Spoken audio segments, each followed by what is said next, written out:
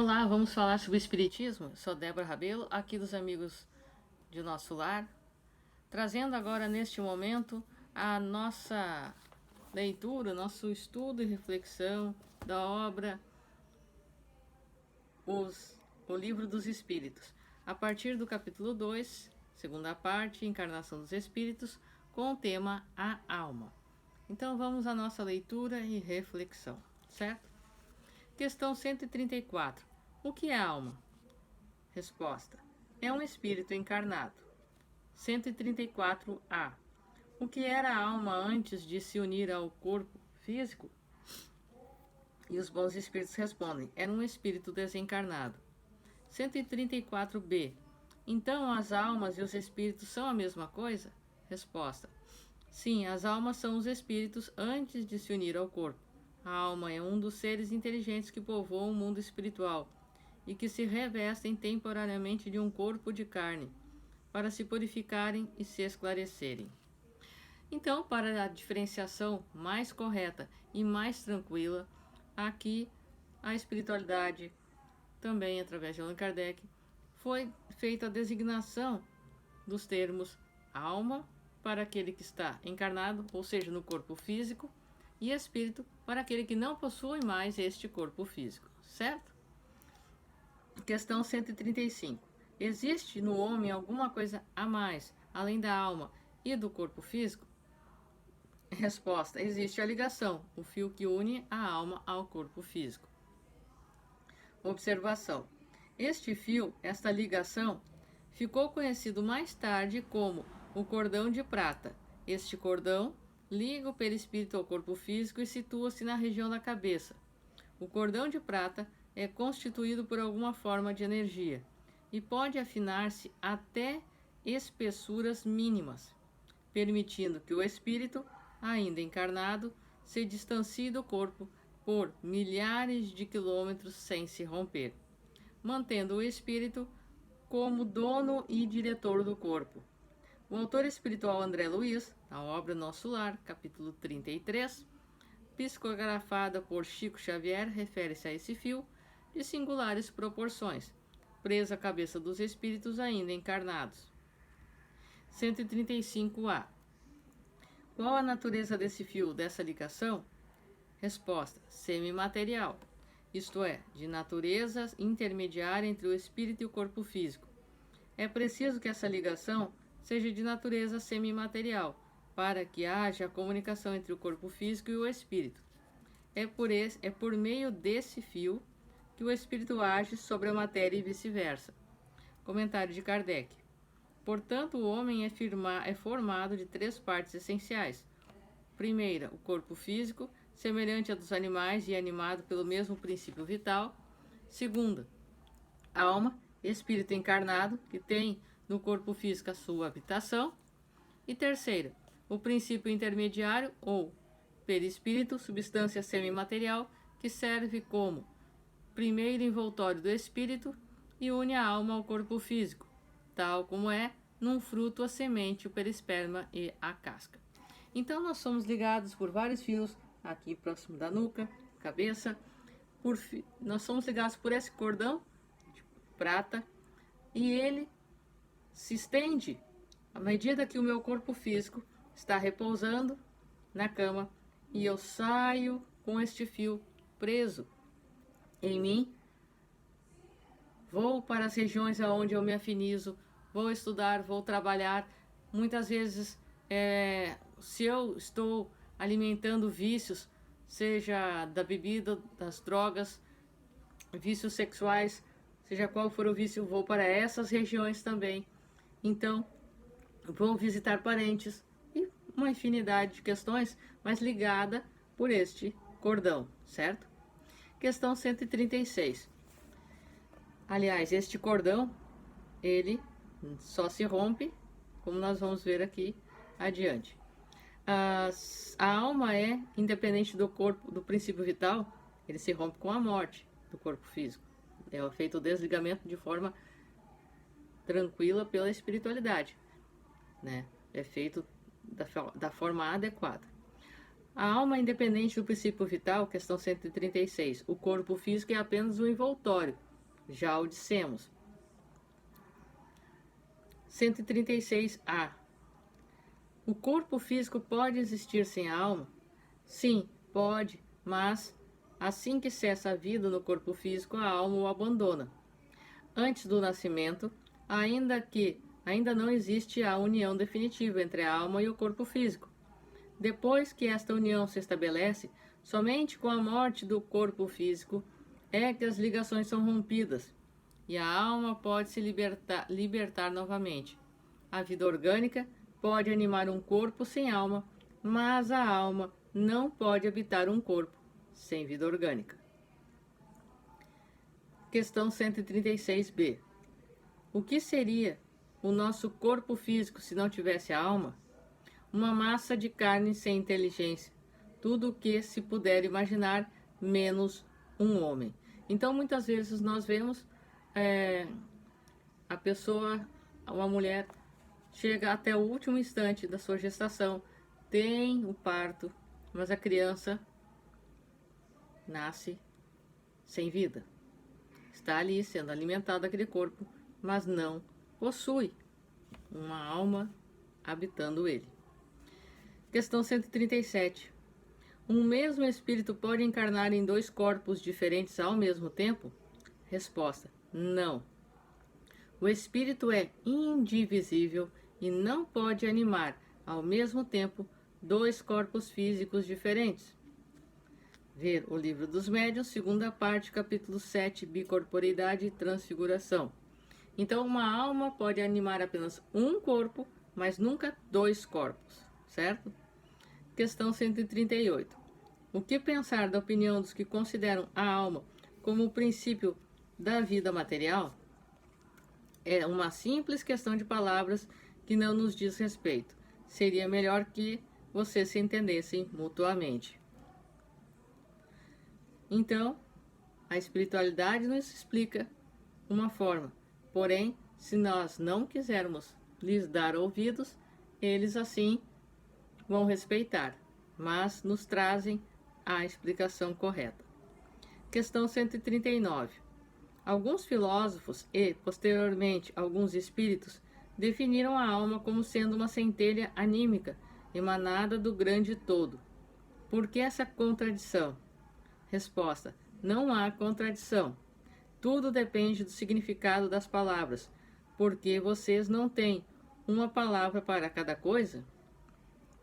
Observação: anímico é tudo aquilo que pertence à alma ou a ela se refere. Então, muitas coisas nós não temos condições de compreender, porque por mais elevado que nós estejamos, nós não alcançamos ainda o patamar de compreender o que a espiritualidade vem nos transmitir, certo? Comentário de Kardec. A palavra alma é empregada para exprimir coisas muito diferentes. Alguns entendem a alma como sendo o princípio da vida, e nesse entendimento é correto dizer, em sentido figurado, que a alma é uma centelha anímica emanada do grande todo. O grande todo é a fonte universal do princípio vital, do qual cada ser absorve uma porção que é devolvida a esse grande todo, após a morte. Essa ideia não exclui a de um ser moral, distinto, independente da matéria que conserva sua individualidade. É a esse ser que se chama igualmente de alma. E é com esse significado que se pode dizer que a alma é um espírito encarnado. Ao dar à alma definições diferentes, os espíritos falaram conforme as ideias que tinham da palavra alma, quando ainda estavam encarnados. Isso resulta da insuficiência da linguagem humana, que não possui uma palavra para cada ideia, gerando uma infinidade de enganos e discussões. É por isso que os espíritos superiores pedem para que nos entendamos primeiro acerca do significado das palavras. Ver na introdução a explicação sobre a palavra alma.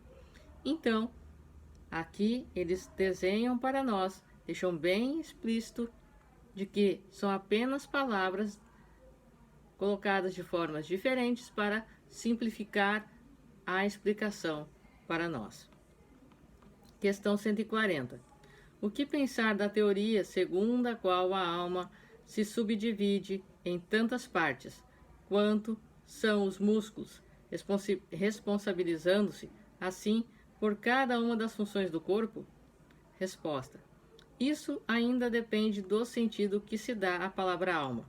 Se a alma for entendida como fluido vital, essa teoria está correta. Se ela for entendida como o espírito encarnado, a teoria está errada. Já dissemos que o espírito é indivisível, ele transmite o movimento aos órgãos através do fluido intermediário ou perispírito, sem que para isso precise se dividir. Então, a minha alma é revestida pelo perispírito e este dá um molde ao meu corpo físico. O meu espírito sente, transmite ao meu corpo físico, que vibra e transmite essas sensações, emoções, tudo mais, ao meu corpo físico. E este recebe e desenvolve curas, está de forma saudável, ou pode desenvolver doenças se o meu espírito estiver doente, transmitindo seu perispírito, que irá somatizar no corpo físico, certo? Questão 140A. Mesmo assim, alguns espíritos deram essa definição de que a alma se subdivide em tantas partes quanto são os músculos. Resposta: os espíritos ignorantes colocam a consequência antes da causa. Comentário de Kardec: a alma atua por intermédio dos órgãos e os órgãos são animados pelo fluido vital, que se reparte entre eles. O fluido vital se deposita em maior quantidade nos órgãos, que são os centros ou os focos do movimento. Assim, não procede a ideia de igualar a alma ao fluido vital, se por alma entendemos o espírito encarnado que abandona o corpo físico após a sua morte. Questão 141. É correta a opinião dos que pensam que a alma é externa e envolve o corpo físico? Resposta: a alma não está aprisionada ao corpo físico como um pássaro na gaiola. Ela se irradia e pode se manifestar fora do corpo, como a luz através de um globo de vidro ou como som em torno de uma fonte sonora. Então, o corpo físico está temporariamente ali, protegendo o meu espírito, revestido pelo meu perispírito, para que eu possa atuar e agir neste mundo. E continua a resposta. É nesse sentido que se pode dizer que a alma é externa, mas nem por isso é o envoltório do corpo. A alma possui dois envoltórios, dois veículos para a sua manifestação. Primeiro, o perispírito, composto por matéria sutil e leve. O segundo é o corpo físico, composto por matéria grosseira e pesada. A alma é o centro de todos esses envoltórios, como o embrião em um núcleo, conforme já dissemos. Questão 142. Que dizer da teoria segundo a qual a alma, numa criança, vai se completando a cada período de vida? Resposta: o espírito é um só e está completo tanto na criança quanto no adulto. Os órgãos, que são os instrumentos para a manifestação da alma, é que se desenvolvem e se completam até a fase adulta. Ainda neste caso, é colocar a consequência antes da causa. Então, uma coisa é a alma, a outra é o corpo físico. 143. Por que nem todos os espíritos definem a alma da mesma maneira? Resposta: os espíritos são igualmente esclarecidos sobre essa questão. Existem muitos com pouca inteligência e que não compreendem as coisas abstratas, assim como acontece com as crianças. Existem ainda os espíritos pseudo-sábios que se manifestam de modo pomposo apenas para se impor, aliás, como também acontece entre vocês. Os espíritos esclarecidos podem se exprimir usando termos diferentes, mas que no fundo têm o mesmo significado, principalmente quando o assunto é difícil de ser explicado, utilizando uma linguagem que é incapaz de traduzir as coisas com clareza. Recorrem, então, a figuras, a comparações que vocês tomam por realidade. Questão 144. O que devemos entender por alma do mundo?